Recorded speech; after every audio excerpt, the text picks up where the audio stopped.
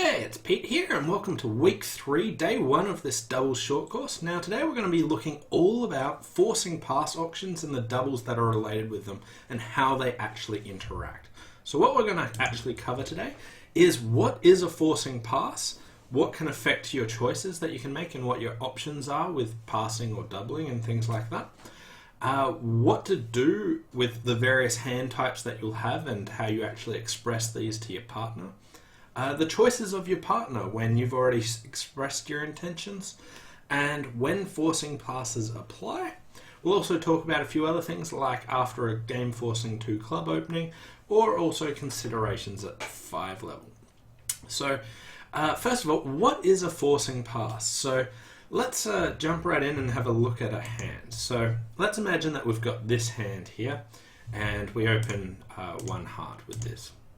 And now our partner makes the strongest possible bid that they can make in your system. Now this really depends on partnership agreement. It might be 2 no trumps, it might be some other raise, but like whatever bid your partner can make that says we have the points to go to game.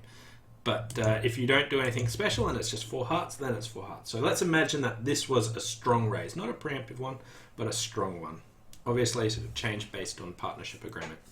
Now, if the next hand came in with 5 clubs, okay, we've said we have enough points for game. We were trying to bid 4 hearts to make, and now they've just bid over it. Now, they might make occasionally, but like the vast majority of the time, they're bidding this just as a sacrifice.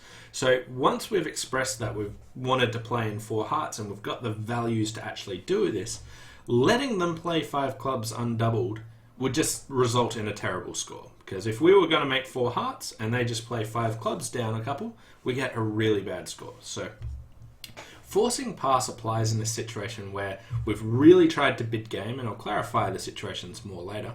But basically we don't want to let them play 5 clubs undoubled. We either want to double them or we want to bid on. These are our options. Either double them or bid on.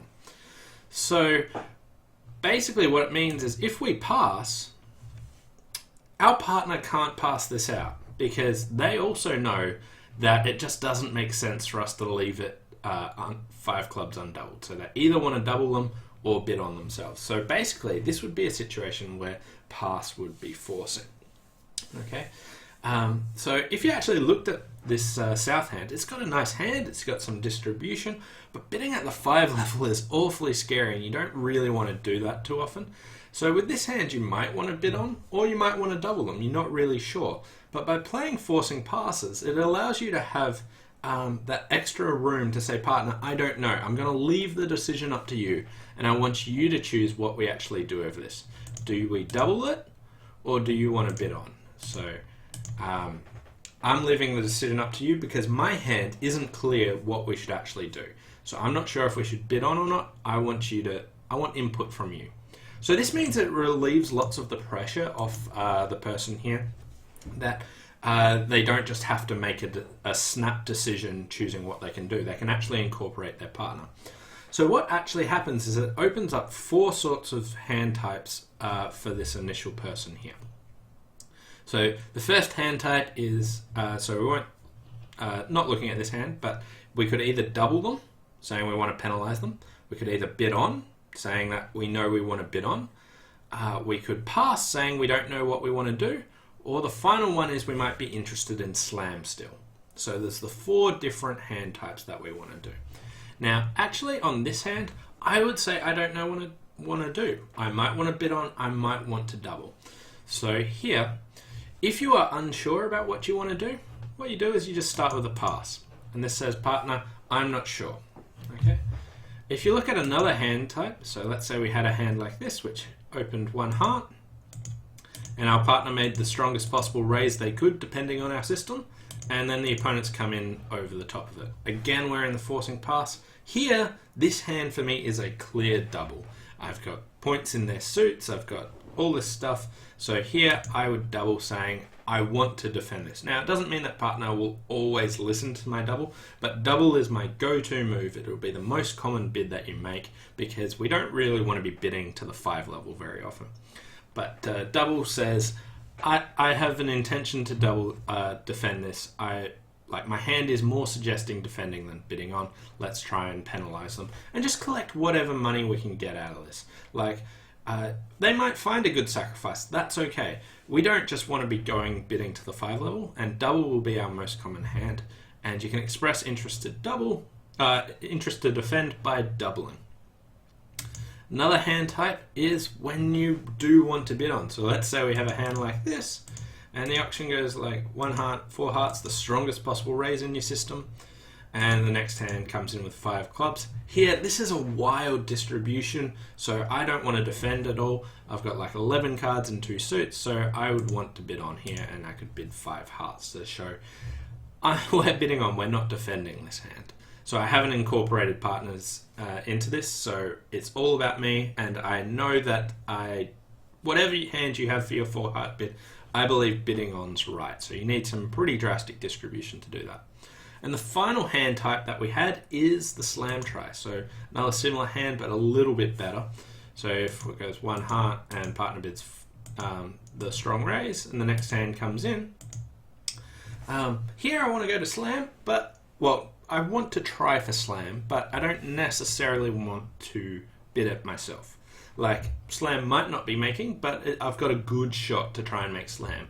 So again, I want to incorporate partner's decision, but not about whether to bid on or not. I know I want to bid on, but I want to incorporate partner's decision, should we go to slam or not. So again, what we do is we start off with a pass, and then when partner makes a decision, we override it. So if they double saying they want to defend, I can now just bid 5 hearts, and this says, I asked for your input, you said double, that wasn't what I was after. I actually want to show a slam try. So if you override partner's decision, you are showing a slam try. So 5 hearts here says I'm interested in slam and I've got a good hand. If instead partner chose to bid, so let's say that they bid, now if they have no defensive tricks and interest to bid on, I'll just accept the slam try. So that's how you can actually show those different types. So we had the hands which weren't sure whether to defend or play. We've got the hand that wants to defend, we've got the hand that wants to play, and we've got the hand that wants to make a slam try.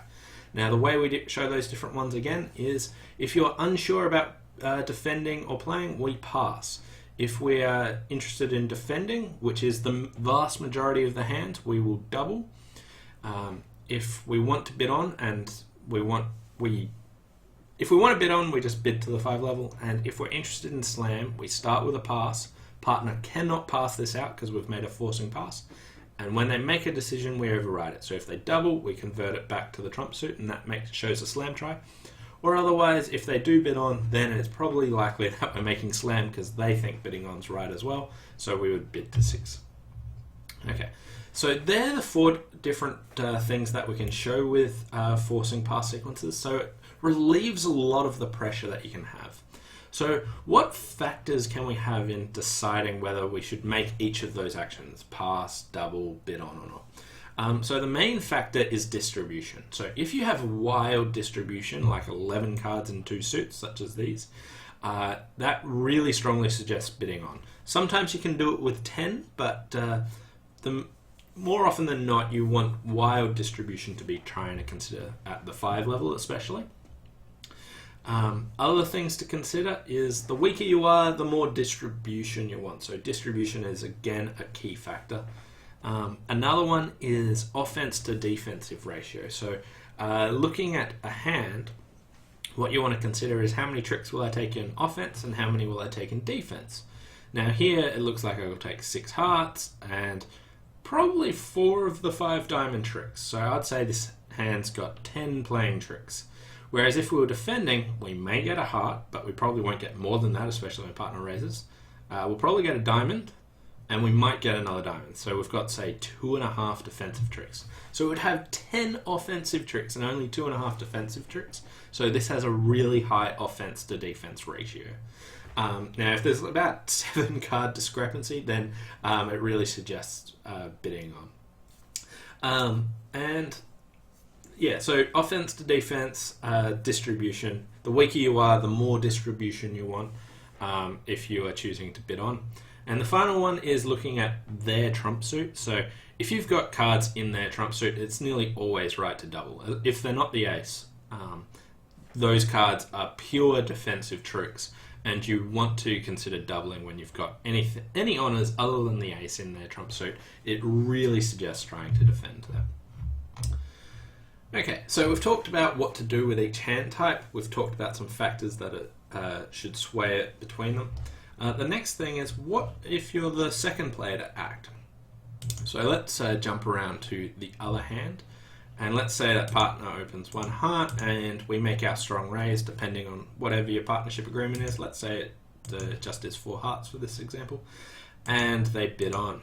Now, if partner doubles, we nearly always just leave it in. We would only remove it if we had some wild distribution ourselves, but it's really depending on how limited your hand is as this second player. So if partner doubles, we very often leave it in. If partner bids on, we don't usually bid slam unless our hand is a lot stronger than what we've already shown.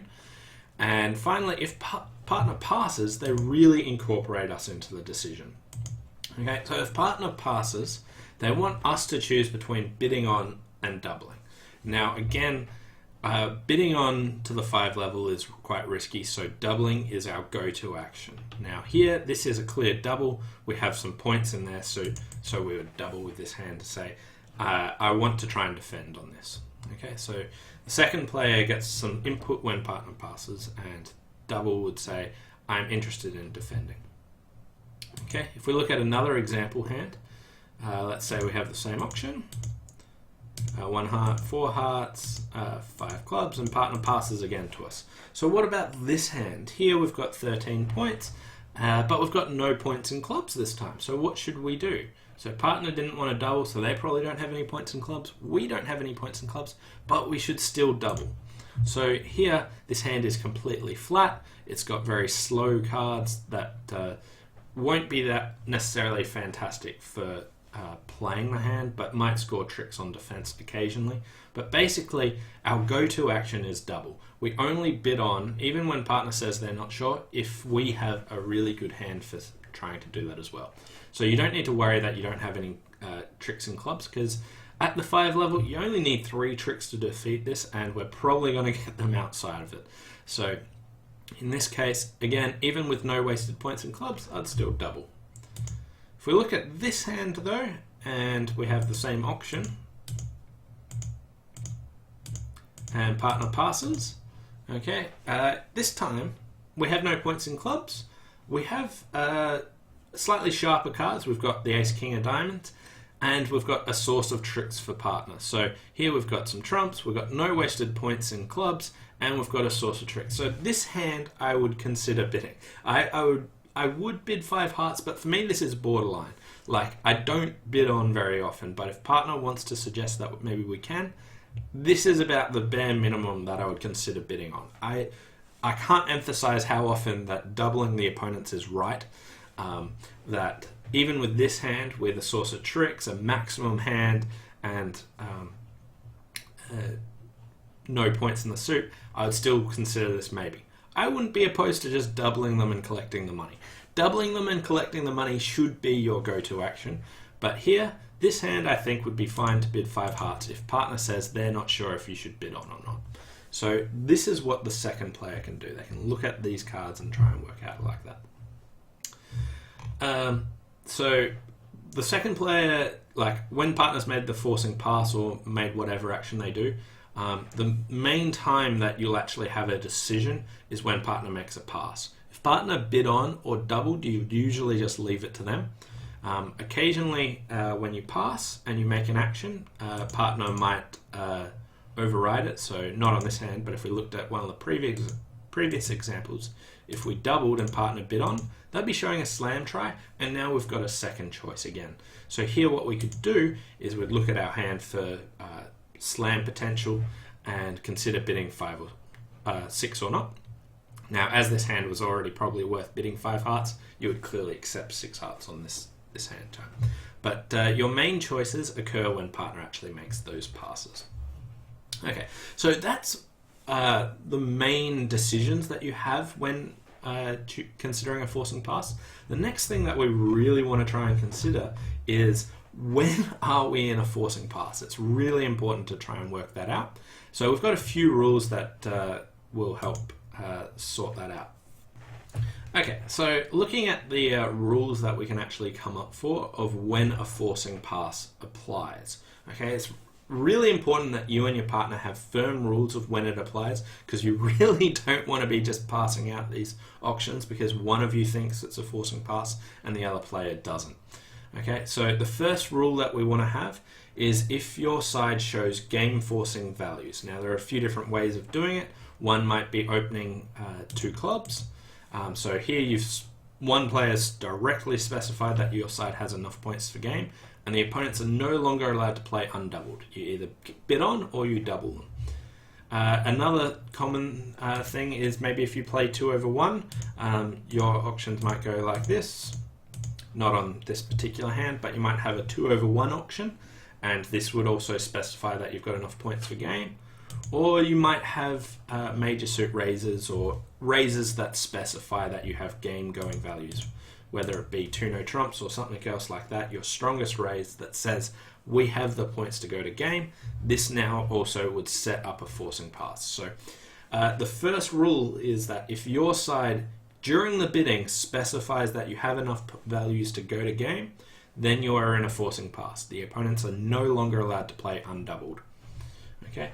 The second rule is where you have a competitive auction and the opponents have denied game values but then sort of bid onto it. Basically, you push them into it. So let's look at an example of this. Let's say that the auction goes like this and the opponents bid 1 spade and we make a Q raise. Let's say we bid 2 spades and the opponents have the auction like this. Now, here we've got 14 points, so obviously we're going to bid onto game, and it now goes like this.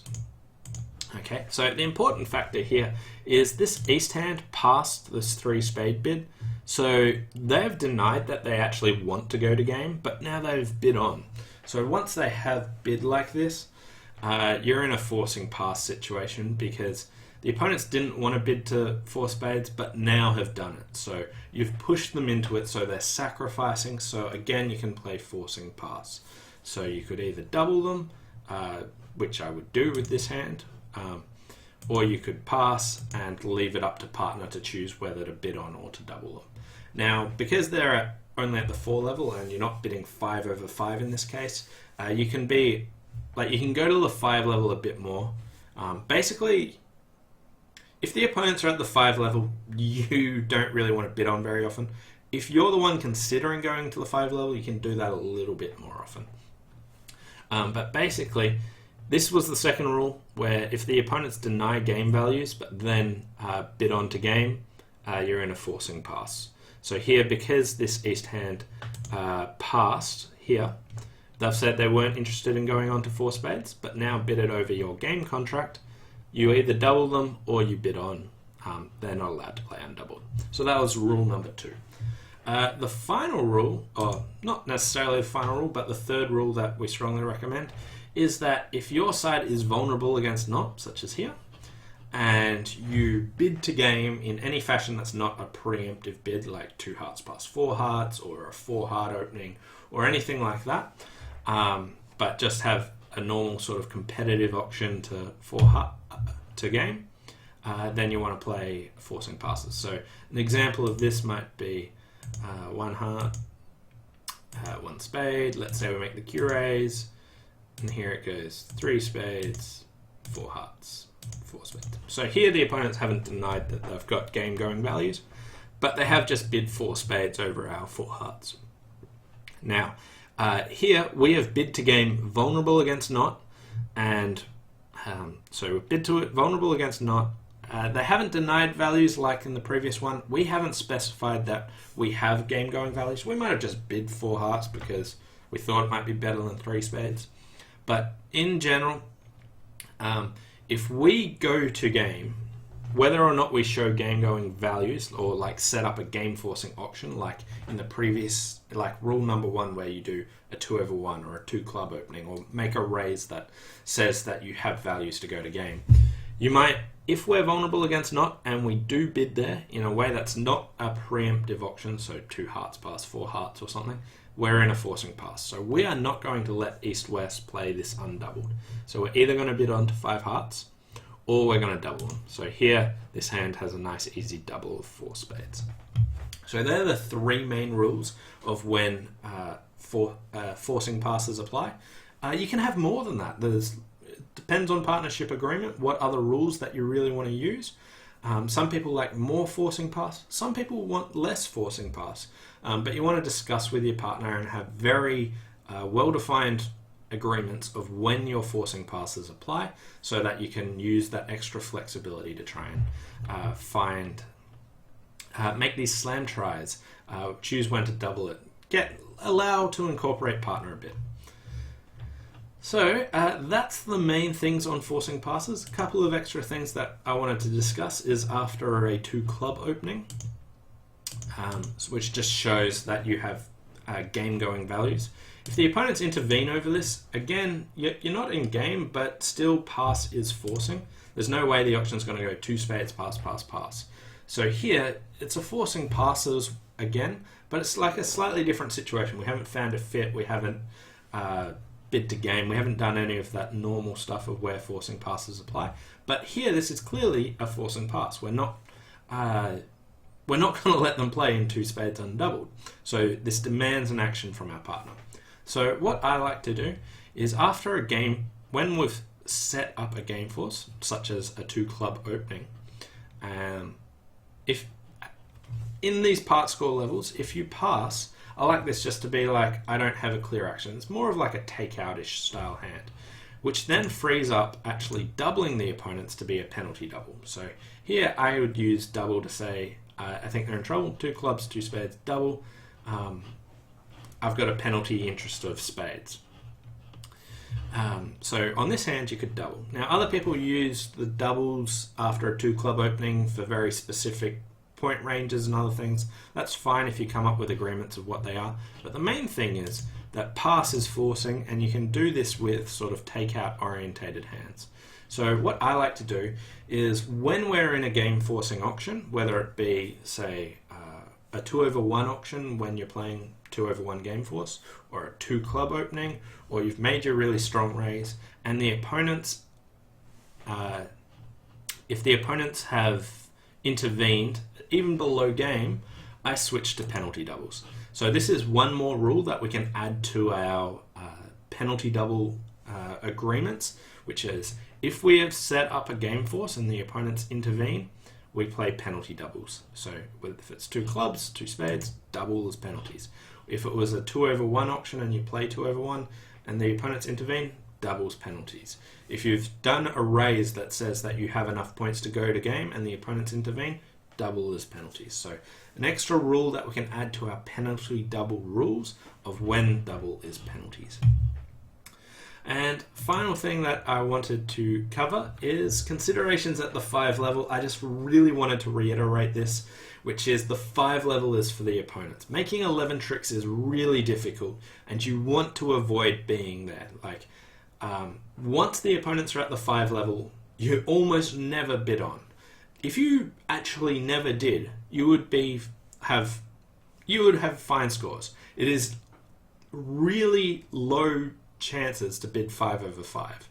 So even if you really want to do it, consider it and then still just double them. Don't play at the 5 level is basically the general guide. Like, if the opponents are at the 4 level and you want to sacrifice or you want to bid on at the 5 level, that's okay sometimes, but bidding 5/5 is a terrible idea unless you're one of those extreme hand shapes. So anyway, that's it from me today. Hope you enjoyed this stuff on forcing passes, and we'll see you next time. Bye for now.